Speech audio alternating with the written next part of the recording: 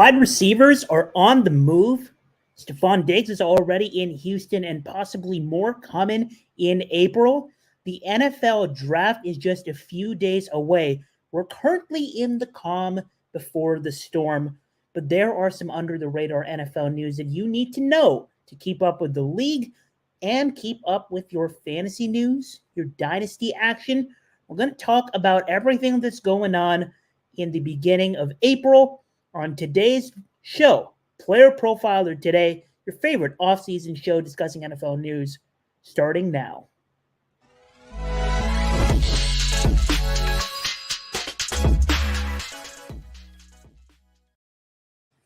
What's up, y'all? Hope y'all are having a good Tuesday night. If you're listening to this in a podcast version, we are live every single day on the Player Profiler news channel, talking NFL action on Player Profiler Today every night of the offseason, Tuesdays, Wednesdays, Thursdays, you name it, every single day of the week.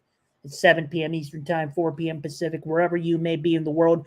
If you can join us live and talk to us in chat, drop your questions, then come hit us up on the Player Profiler news channel.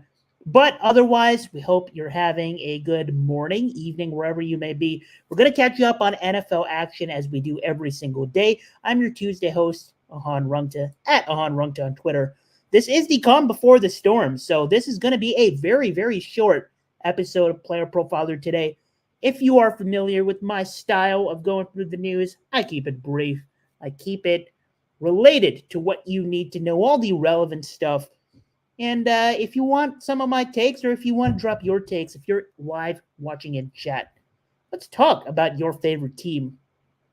The main news out of the NFL, the biggest headliner by name, by brand, over the course of the beginning of April at least, has to be Stefon Diggs to the Houston Texans. And we've talked about it a few times. Your other hosts of the show have talked about it a few times already.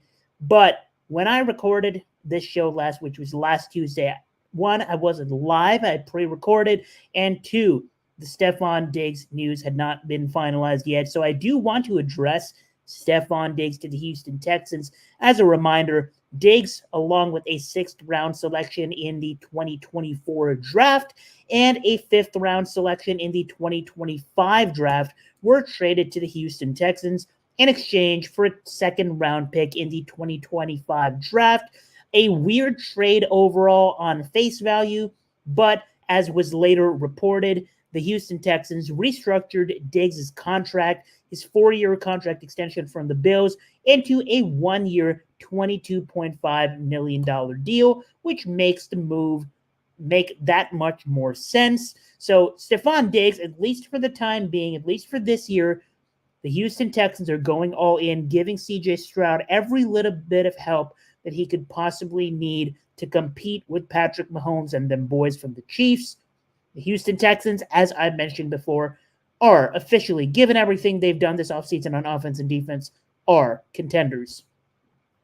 Stefon Diggs, we got to talk a little bit about the kind of player he is right now, because the word is still out on whether Stefon Diggs is falling off or not. We know Stefon Diggs at his absolutely best, as recently as a couple years ago, one of the best, if not a top 5 wide receiver weapon in the league. But given the events of last year, given his lack of ability to perform in the biggest of moments last year, there are some questions about, can Stefon Diggs actually still play ball at the highest of levels? Well, take a look at his Player Profiler page action. A lot of inconsistency is what you can see. Of course, fantasy managers were frustrated about the usage with the change in offensive coordinator for the Bills last year, but it goes deeper than that. Diggs last year, number 40 in contested catch rate, number 58 in true catch rate, number 40 in route win rate. So none of the numbers really jumping off the page as a guy who was a certified alpha last year. Was he dealing with some injuries? Perhaps. But this is a guy who is now 30 years old. And if you are a dynasty owner of Tank Dell, You are maybe a little worried about the target competition, yes, but you should be less worried than consensus is. But especially if you are a Nico Collins dynasty owner, you've got to think of this as as an opportunity to hold your Nico Collins stocks. And if you're drafting for 2024, this would be the time to buy low on the 25-year-old Nico Collins, who is not just great, but has an inbuilt connection in this system with CJ Stroud. Nico Collins last year, not the best route winner in the world, ranking at number 96 in route win rate, but number 21 in true catch rate. And number 29 in air yards, number 14 in target rate. That connection is already there, and especially if you are playing best ball, Nico Collins has the ability to be one of the steals of the 2024 fantasy offseason, much as Christian Kirk was last offseason, with people being lower on Christian Kirk than they needed to be with the arrival of Calvin Ridley. Stefon Diggs is not Justin Jefferson at this point of his career. He's not Jamar Chase. Stefon Diggs is going to take away some targets, but Nico Collins has the upside every day of the week with CJ Stroud still at quarterback and that connection. So I would view this as a Nico Collins buy low period. So get your Nico Collins stocks before they become too late. That's enough Stefon Diggs talk for now. There are also a lot of minor news going around in the NFL. The Giants signed former Ravens and Steelers wide receiver Miles Boykin. Okay, then. Chase Claypool, I seem to talk about him every time I'm the host on Tuesday. Chase Claypool, the former Steeler, the former Dolphin. There are rumors that he was going to go play in the CFL. Well, the Seahawks just hosted Chase Claypool today on a visit just a week after they signed Laviska Shenault. So it looks like they're trying to get themselves some certified athletes, and whether or not that will be in the form of players that are actually good at football, we will see. But they obviously have a great offensive core there, and with Geno Smith still being underrated, the Seahawks have a good future entering 2024. More news out of the New York Giants is that tight end Darren Waller, he was obviously one of the biggest names in fantasy football entering the 2023 season. Well, fast forward 1 year later, not only did he not have the best season, the Giants offense completely dysfunctional, the performance of Darren Waller under question, and then of course the injuries hit him again. Darren Waller, obviously a guy who has been through a lot in his life, coping with a lot of personal stuff and overcoming his obstacles to still play in the NFL. Someone we can respect on every level. The story he has had to put up a career in the NFL, something that most of us cannot say. So a big shout out to Darren Waller for making it in the NFL and having an impact. That being said, Giants tight end Darren Waller recently said that he is still undecided if he wants to play or retire from the NFL, and he knows that the Giants will want a decision before the draft, but he also says, I'm not putting a hard deadline on myself, so we will wait and find out if Darren Waller will be a New York Giant in 2024. And if not, the Giants have options in the draft, as they do have a variety of draft picks, but they also have Daniel Bellinger, a good athlete himself, at tight end in their system. Bill Belichick, remember him? Bill Belichick spent some time with Matt Rule and the Nebraska Cornhuskers this week. And Matt Rule, quote unquote, said, I was embarrassed listening to how smart he is, how simple it was listening to him talk about football. So there's some news there. And Matt Rule, obviously, very happy to be in the presence of Bill Belichick. If we remember already, this has now been a couple of weeks old news. This was actually broken on the Player Profiler Today show when I was a host a couple of weeks ago by a member of our chat. Deontay Johnson and Bryce Young have officially met and they've started working out together. Deontay Johnson, obviously a guy who has been a certified target monster for the Steelers, notorious for not being able to find the end zone that often. He's out of there and headed to the Panthers. He's been there for a couple weeks now and starting to get acclimated with Bryce Young. Will be interesting to see if he can progress that offense a little bit. Veteran defensive back Logan Ryan, who is famous for the pick against Tom Brady in New England, announced his retirement from the NFL after 11 seasons, won 2 Super Bowls with the New England Patriots, and then spent some time with the Titans, Giants, Buccaneers, and 49ers. A great career from the cornerback, Logan Ryan. So shout out to Logan Ryan. He is done in the NFL. Speaking of cornerbacks, the Atlanta Falcons have signed Packers cornerback Kevin King, who has been out of football since 2021. In 2022, he sat out due to personal reasons, and then in 2023, he had a torn Achilles that he picked up that injury during the offseason and missed the entirety of the season. This is a former second-round pick, so we know the pedigree, what he's capable of if he is fully healthy, and he is headed to the Atlanta Falcons to add some depth to that defense. The Falcons obviously looking for a division title alongside Kirk Cousins. The one team that has gone slightly unnoticed, which is crazy to say for the kind of brand they have, the kind of accomplishments they've had over the last few seasons. They have a Super Bowl under their belt with their current core, but the Los Angeles Rams, well, they lose Aaron Donald due to retirement, and that is the biggest notable loss perhaps in the entire NFL. Aaron Donald, again, I've said this before, perhaps the best prime of any NFL player ever at any position. He is done with the NFL. But the Rams have responded by adding a bunch at multiple positions. They sign Jonah Jackson, the left guard. They sign the safety Cameron Curl. They sign the tight end Colby Parkinson to add some depth alongside Tyler Higbee, who's been hurt recently. The confusing move at first was the quarterback depth addition with Jimmy Garoppolo, but they've also added cornerbacks Darius Williams and Tre'Davious White. So, and not to mention, on top of all of this, they have a first-round pick for the first time in years. The Los Angeles Rams obviously sacrificing many draft picks for a Super Bowl run. They get it done. You see the memes on the internet all the time. F them picks. Well, they have a first-round pick this year, and they've made some depth additions all over the place. So the Los Angeles Rams not dead yet by any means. Speaking of players that are signed or re-signed, the New England Patriots and safety Kyle Duggar, someone who has been one of the most underrated defensive players in the NFL over the last few years, just a consistent playmaker for New England, one of the few bright spots of that New England organization over the last few years. The Patriots and Kyle Duggar have reached an agreement on a 4-year extension worth $58 million to keep him in New England, which means that the Patriots have dominated this offseason in the re-signing department because they've now signed Duggar for 4 years, $58 million. The offensive tackle Mike Onwenu, for 3 years, $57 million. The linebacker Josh Uche for 1 year, $3 million. The linebacker Anthony Jennings for 3 years, $12 million.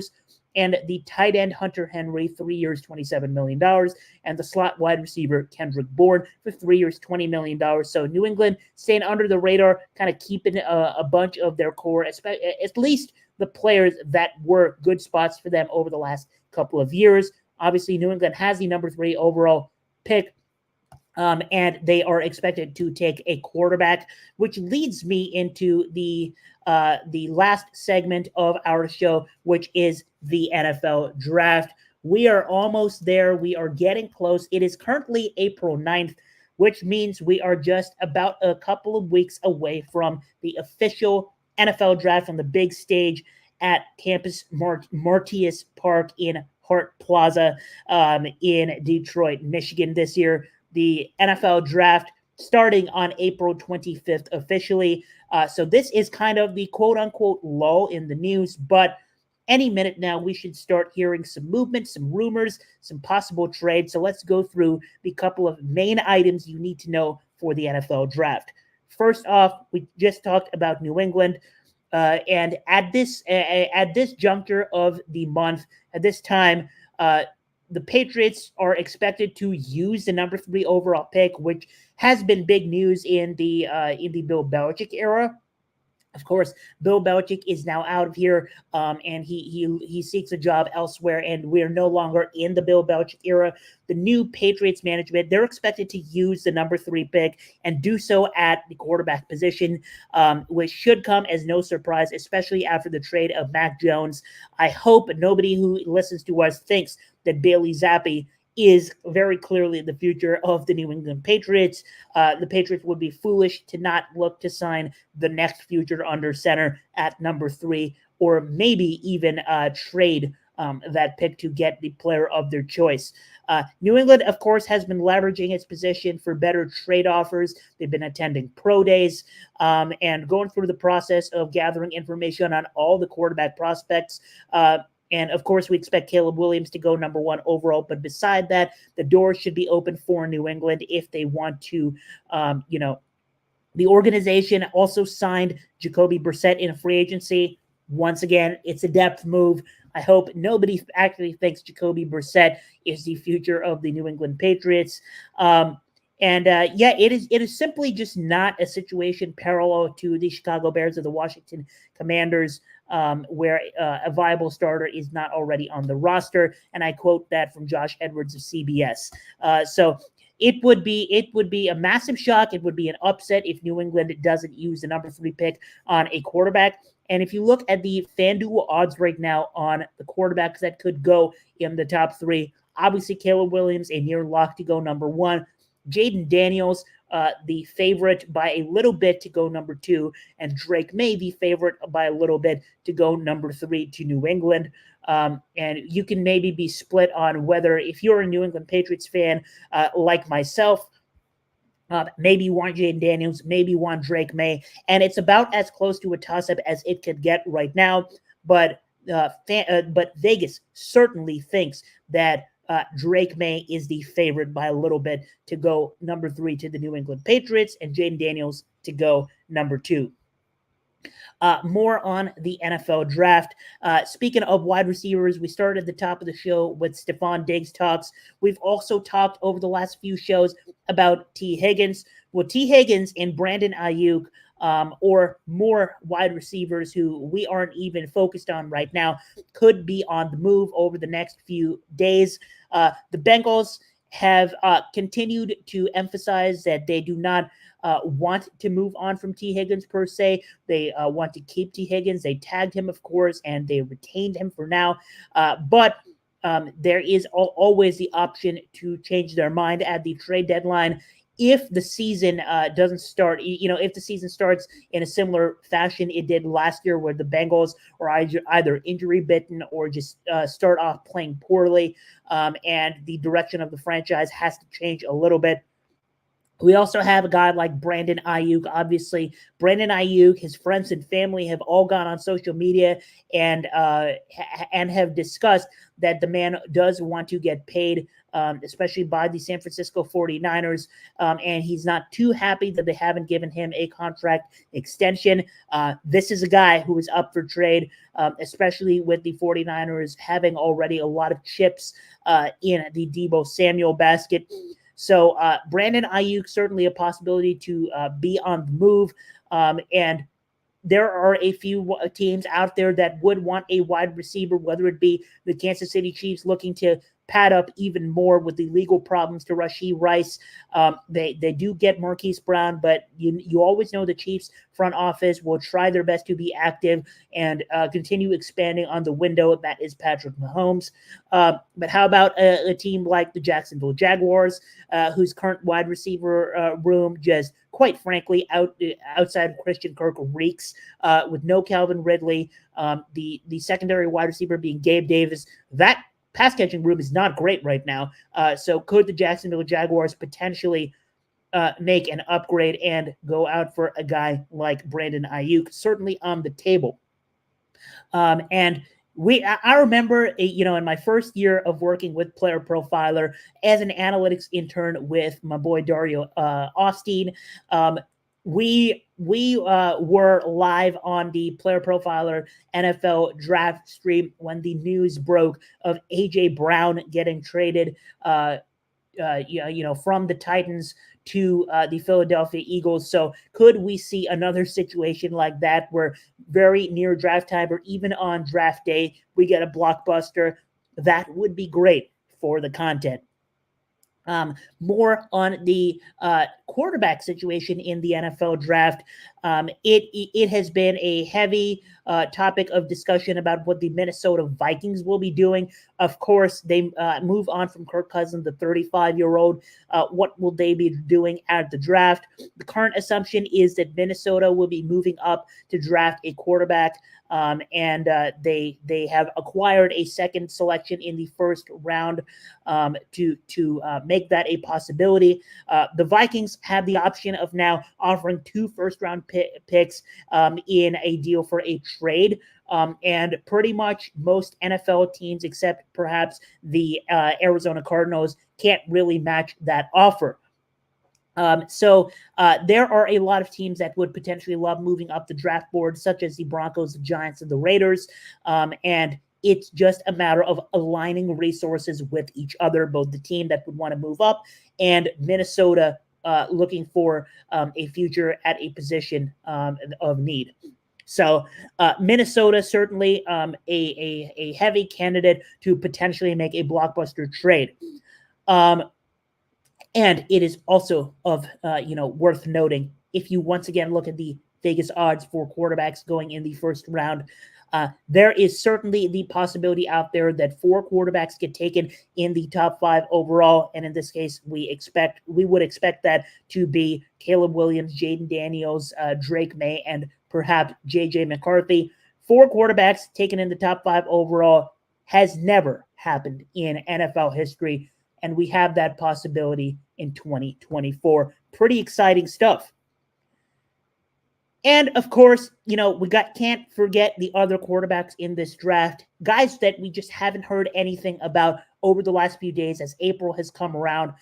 There has been a lot of news surrounding the 5 quarterbacks headed into the first round, but there are 2 other guys whose statuses just remain completely up in the air, and they have plenty of possibilities. That is Michael Penix Jr. and Bo Nix. We remember the drama surrounding Will Levis, a couple of years ago with Will Levis. With Will, that is a tongue twister and a half.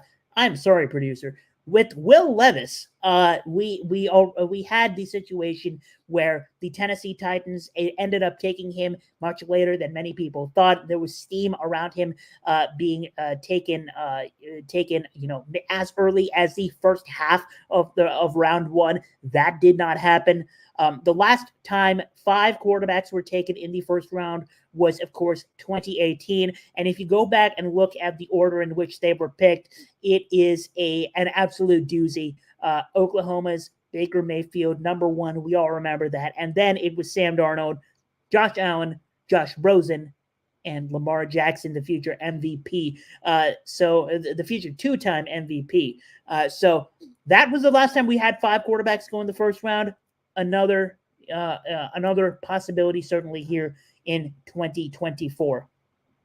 Last name I do want to mention before we close this very brief show is the name Cooper DeJean.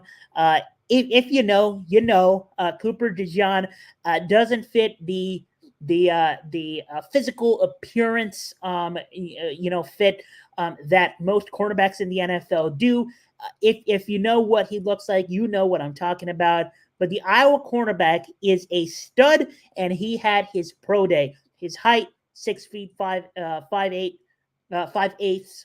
His weight, 202. His hand, 9 3/4.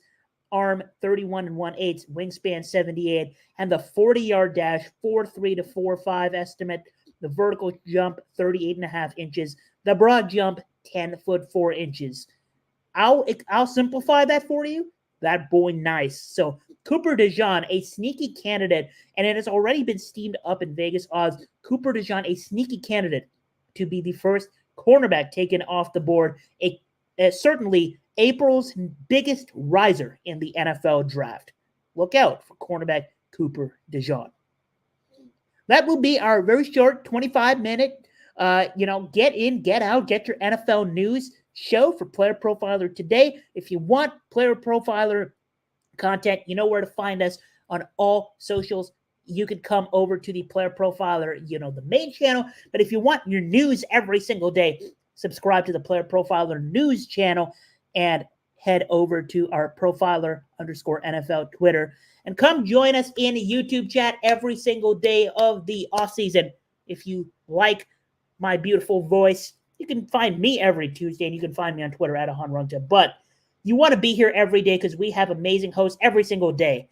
Different hosts. We got Toomey, we got Bradley, we got Matt Babbage, we got Tyler Kniebel. We got beautiful hosts every single day who will bring you the NFL news, the NFL action.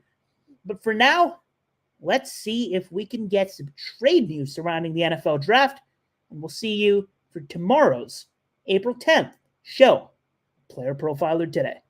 Hey, I want to thank you for being part of this broadcast. If you have any thoughts on it, leave a comment. If you enjoyed it, make sure you leave a like. And if you want to see more shows on the Player Profiler channel, subscribe to it. That's how we know you want more.